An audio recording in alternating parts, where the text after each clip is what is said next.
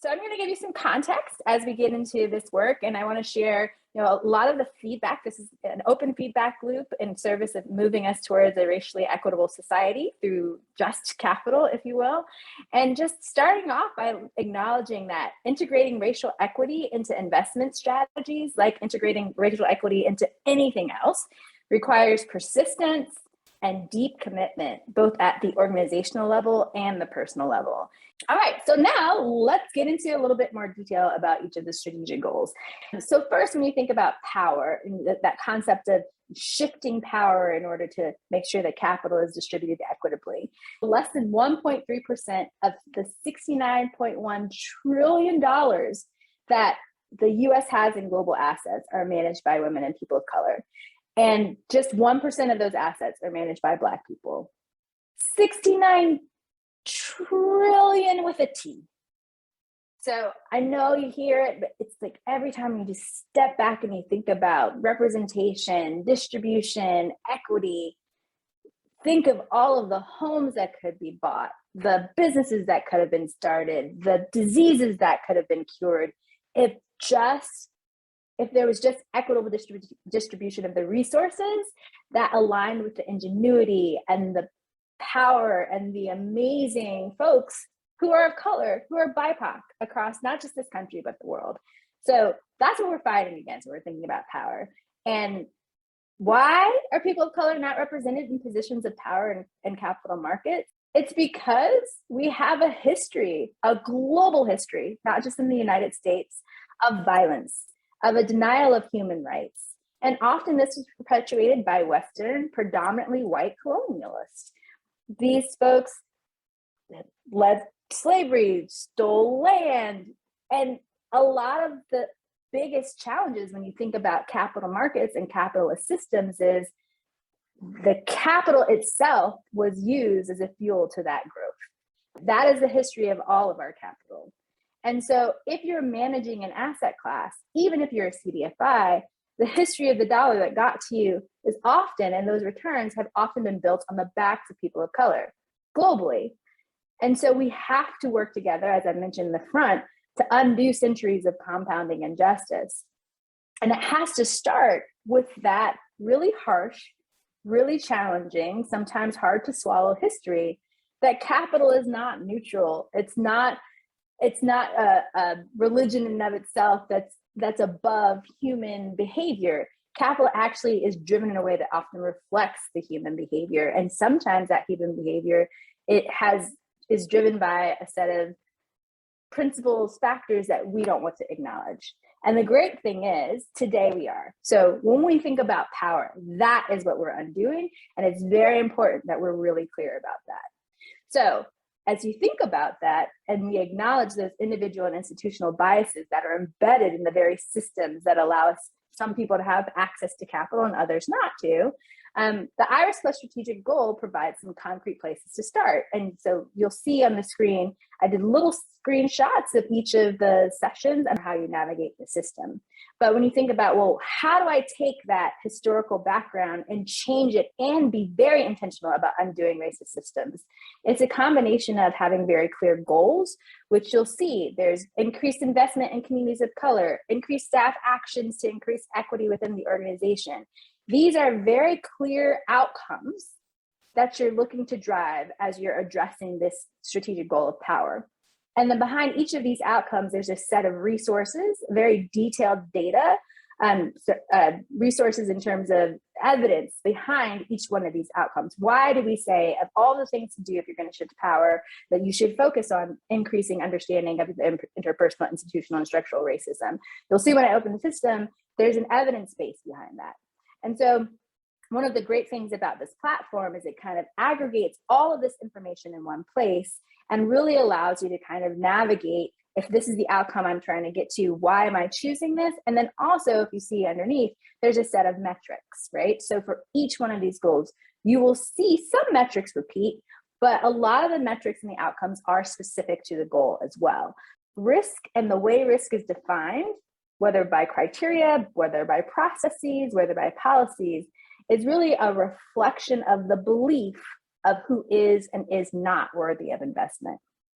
And so that reflection of human behavior and belief is often masked in a set of policies, processes, scores, practices that seem objective.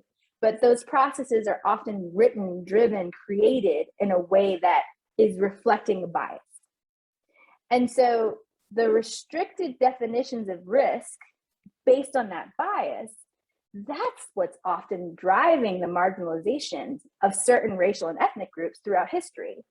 That's what actually allows people to step back and remove themselves instead of, as we often say, being proximate to the problem, allows them to remove themselves from the fact that they're actually perpetuating harm by saying, oh no, I haven't been biased. I've just been following my process. And hey, this was a fair process. It's the same process we provided to this group as the other. What that process looks like in practice, however, is requiring land as collateral from people whose land was stolen. It looks like assessing people's creditworthiness based on an individual's subjective belief and character, not objective, subjective.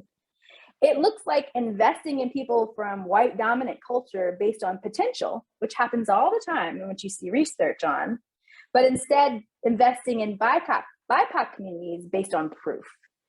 These are what these processes continue to perpetuate. And it's why you're not seeing the capital gap close, because not only is it continuing, but it's growing.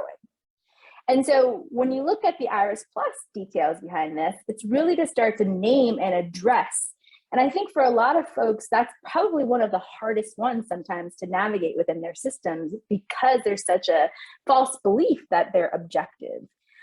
So it's things that really digging into, are your investment processes equitable? Are you actually getting equitable outcomes through these investment processes? How much capital is allocated to BIPOC founders and leaders of color? And so using those really clear outcomes at a high level, and once again, having specific metrics underneath it. And not just the assets under management, which you'll see come up over and over again, because the so what often is of if capital is distributed equitably is, are BIPOC people receiving that capital? That's often foundational. But other things like, what kind of investment terms are you using, and are they biased? Are you engaging stakeholders themselves in the way that you're selecting who is and isn't reflective or worthy of this capital? So if we go to the very last one of the goals around justice, and you think about what has been the result of this lack of investment in communities of color over centuries, it's been inequity. Like, this is why, in many ways, we're getting inequitable outcomes. Because even if you change policy, and this is capital P at a federal level, if you can't fund it, you can't fuel it, right? So if the funding is still fueling in an unjust way, we really have to not just focus on our processes, which power and risk in many ways are. Power, you think internally, risk, you think internal, external. But what's the so what of that result of capital? It is about really addressing the inequities that frankly span education, health, and employment.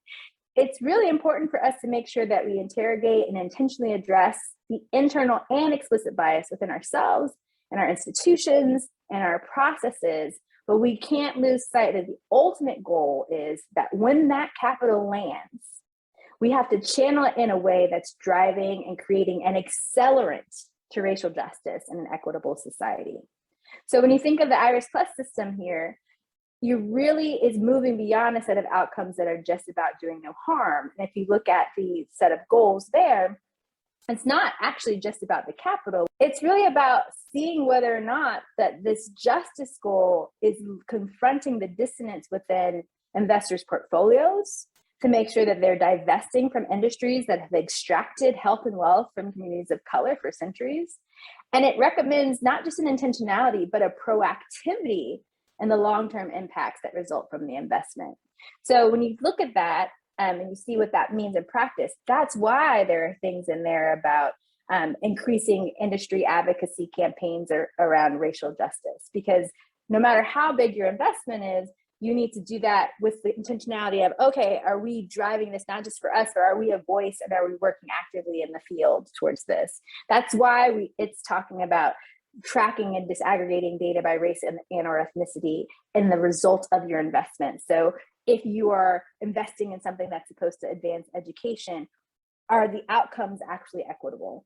So that's why it starts to get into things that some people might think of, oh, wait, we're capital investors. Why are we talking about advocacy? Or why are we talking about adoption of equitable policies and practices at a macro level? It's because the ultimate result is that, and we have to keep our eyes on those equitable outcomes.